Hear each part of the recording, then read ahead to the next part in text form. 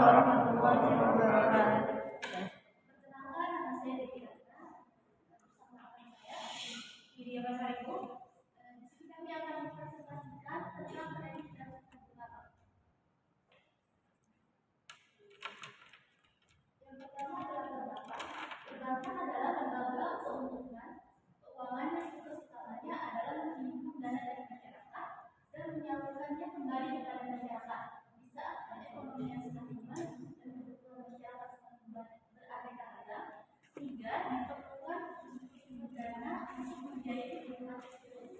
Salah satu sumber dananya adalah bank yang menyediakan dana dengan cara pengambilan kredit. Pengambilan kredit ini diputuskan regulasi oleh gubernur maupun bank. Selanjutnya ada pengertian kredit. Menurut pasal 1 ayat 12 Undang-Undang Nomor 7 Tahun 1992, kredit adalah penyediaan uang atau tagihan yang dipersamakan dengan berdasarkan persetujuan atau kesepakatan pinjam-menjam antara bank dengan pihak peminjam untuk melunasi utangnya setelah jangka waktu tertentu dengan jumlah bunga imbalan atau pembagian hasil keuntungan. Dan dapat diartikan bahwa kredit dapat berbentuk barang atau berbentuk uang. Bentuk barang ini adalah dengan menggunakan metode anggaran atau sedangkan kredit uang itu lebih dikenal dengan istilah pinjaman.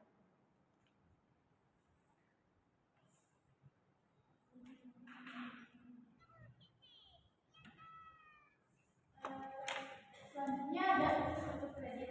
Yang pertama yaitu kepercayaan. Kepercayaan merupakan suatu keyakinan bagi si pemberi kredit bahwa kredit yang diberikan baik berupa uang, barang atau jasa benar-benar diterima kembali di masa yang akan datang sesuai jangka waktu yang ditentukan.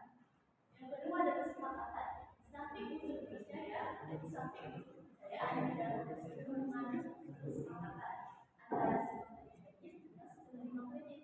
Kesepakatan ini dituangkan dalam suatu perjanjian di mana masing-masing pihak menandatangani hak dan kewajiban masing-masing. Selanjutnya ada jangka waktu. Setiap perjanjian kredit akan memiliki jangka waktu.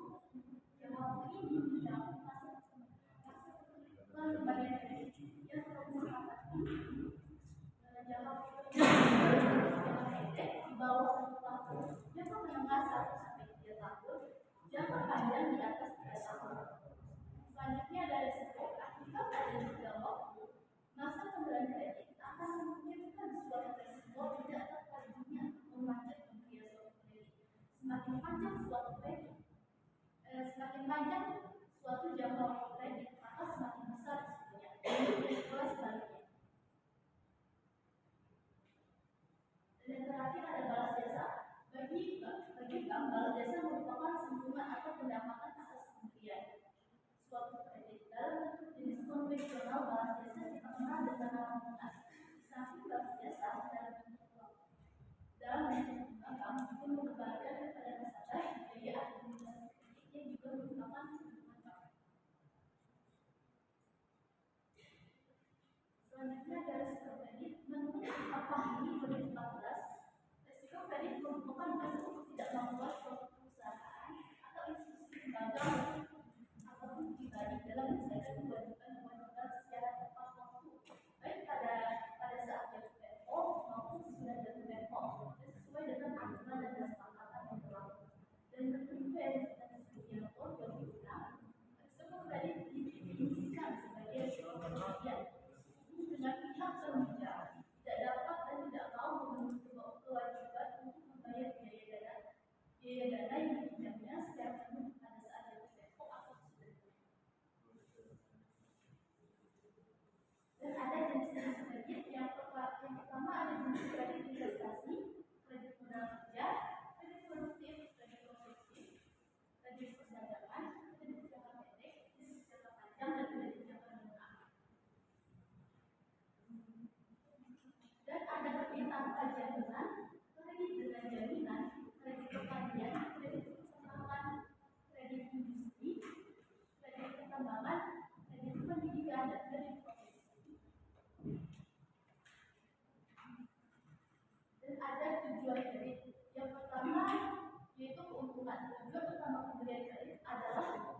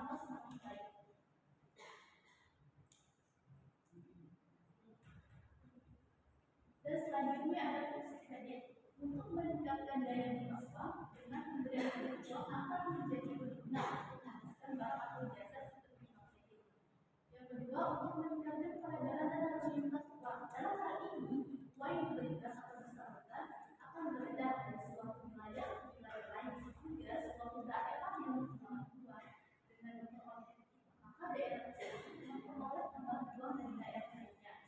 Yang ketiga, untuk meningkatkan daya guna barang, kredit yang diberikan oleh bank akan dapat mengangkat polisi itu semua barang yang semula tidak berguna menjadi berguna atau bermanfaat.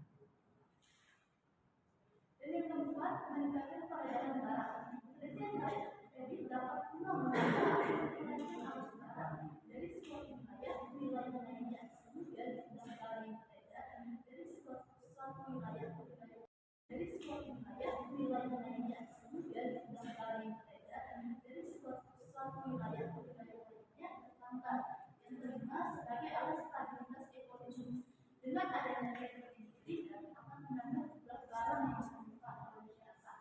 Kredit dapat pula membantu barang dari dalam negeri ke luar negeri sehingga dapat menjaga devisa negara. Yang keenam, untuk meningkatkan kegairahan perusahaan.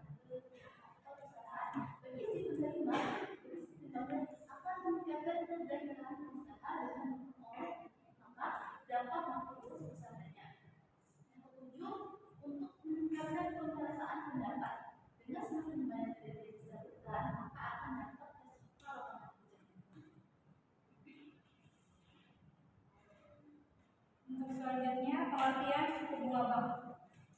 Definisi suku bunga bank menurut Nasir dan Segara tahun 2019, suku bunga bank adalah jumlah uang yang dibayarkan oleh bank kepada pelanggannya untuk menarik dana dan menyimpan uang mereka dalam rekening tabungan atau rekening deposito lainnya.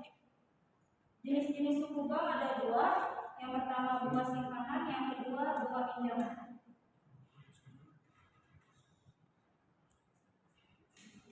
Yang pertama untuk bunga simpanan. Bunga simpanan adalah bunga yang diberikan sebagai perangsang atau balas jasa bagi nasabah yang menyimpan uangnya di bank. Bunga simpanan merupakan harga yang harus dibayar bank kepada nasabah. Sebagai contoh, jasa giro, bunga tabungan, bunga deposito. Yang kedua ada bunga pinjaman. Bunga pinjaman adalah bunga yang dibebankan kepada para peminjam atau harga yang harus dibayarkan oleh nasabah kepada bank atas pinjaman modal yang dinikmati oleh nasabah tersebut. Bunga pinjaman ini menurut sikapi uangmu di otoritas jasa keuangan.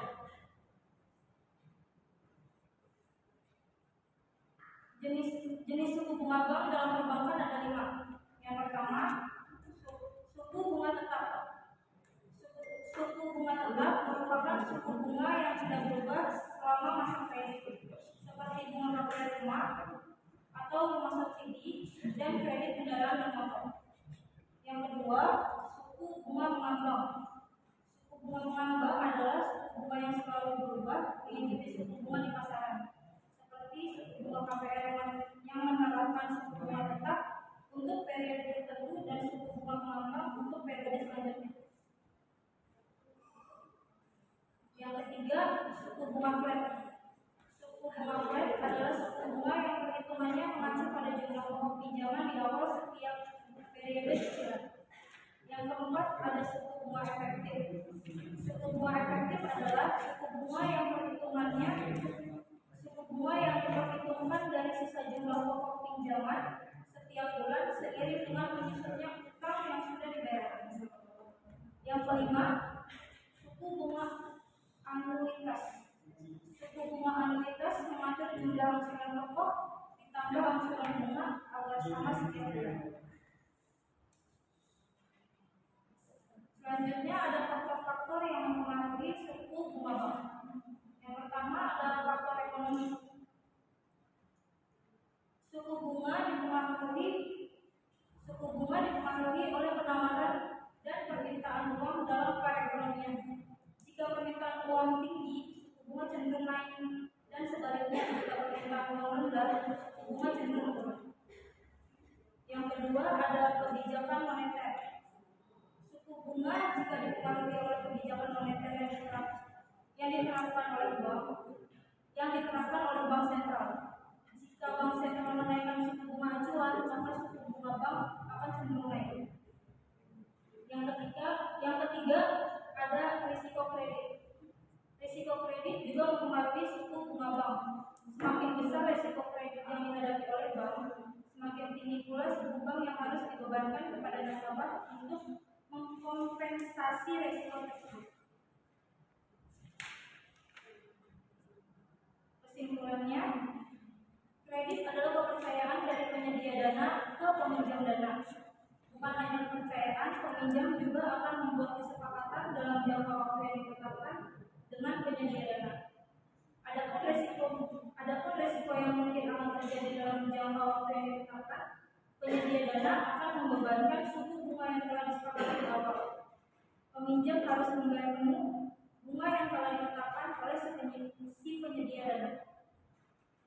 Untuk sarannya, peminjam dana harus mencermati perubahan suku bunga di Indonesia. Terima kasih. Untuk yang mau bertanya boleh dari kelompok 6. Saya 6245332. Di sini saya ingin bertanya kepada kelompok 4. Jenis-jenis kredit apa saja sih? Assalamualaikum warahmatullahi wabarakatuh. Sebelumnya perkenalkan, nama saya Ilham Janam Kusuma. Saya dari kelompok 5. Di sini saya ingin menanyakan apakah suku bunga yang ditawarkan bersifat tetap atau mengambang. Terima kasih. Baik, perkenalkan nama saya Saya ingin bertanya, apakah ada batasan atau perubahan pada suku bunga selama masa kredit?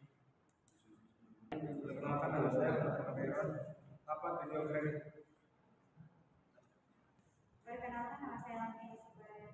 Saya dari kelompok 3 ingin bertanya, apa saja persyaratan untuk mengajukan kredit?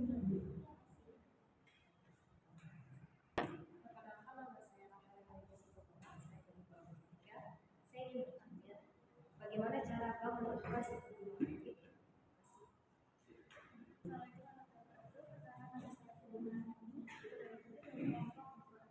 Saya ingin bertanya, apa yang terjadi jika debitur terlambat membayar cicilan kredit dan bagaimana hal mempengaruhi suku bunga termasuk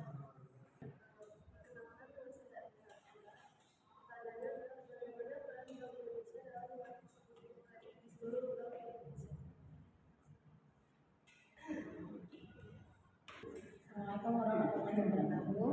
Perkenalkan, saya Siti Kamaya. Saya ingin bertanya, apa saja unsur-unsur dari kredit? Terima kasih. Perkenalkan, nama saya Satwa Putri. Izin bertanya, dan saya dari kelompok 1, apa fungsi-fungsi dari kredit? Terima kasih buat teman-teman atas pertanyaannya. Untuk pertanyaannya kelompok 6 itu jenis-jenis kredit ada apa saja? Jenis-jenis kredit itu ada kredit investasi, kredit modal kerja, kredit produktif, kredit konsumtif, kredit perdagangan, kredit jangka pendek, kredit jangka panjang, kredit jangka menengah, kredit dengan jaminan, kredit pertanian, kredit peternakan, kredit industri, kredit pertambangan, kredit pendidikan, dan kredit profesi.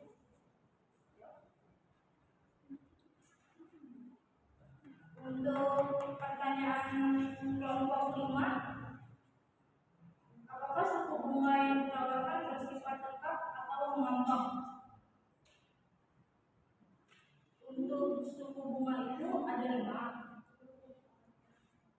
Ada suku bunga tetap, suku bunga mengambang, suku bunga flat, suku bunga efektif, suku bunga anuitas.